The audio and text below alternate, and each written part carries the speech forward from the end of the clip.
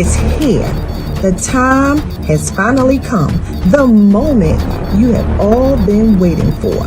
That's right, it's our Reboot Revival, featuring our own Bishop Lisa Weir and Dr. William H. Curtis.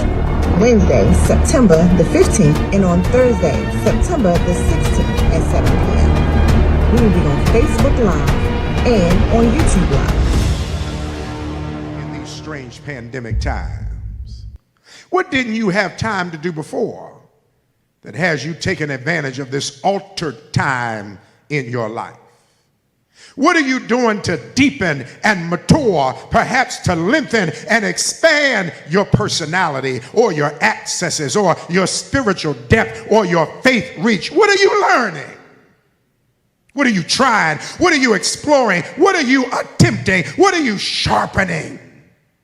What are you preparing for and expecting? What are you plotting and strategizing for? How are you seeing life beyond what history is going to record as the season that the globe trafficked in COVID-19 space? What is your vision for your life and what are you imagining? Who am I talking to right here? An earthquake called Corona occurred in your life, and you're now standing in a place you've never stood before. An earthquake called COVID-19 shook your faith, it shook your family, it shook your finances, it shook your home, and you're now standing in a place you've never stood before. Or maybe your earthquake was called layoff.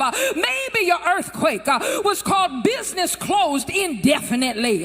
Maybe your earthquake was called bankruptcy. Maybe your earthquake is called cancer. Maybe your earthquake is called diabetes. Maybe your earthquake is called depression. Maybe your earthquake is called divorce. Whatever the name of the earthquake, it shook the ground beneath your feet at a magnitude 10.0. And like the witnesses at this tomb, you are now standing in a place you never thought you would ever stand before. People in conversation with you are perplexed as to why you're so blessed, why you have so much peace, why your life is making so much elevated progression, and you have to scratch your own head because you don't even have a plausible explanation either, except to explain to them that favor is not fair. I can't explain the totality of grace. I don't know why God loves me the way that God loves me, and I cannot calculate.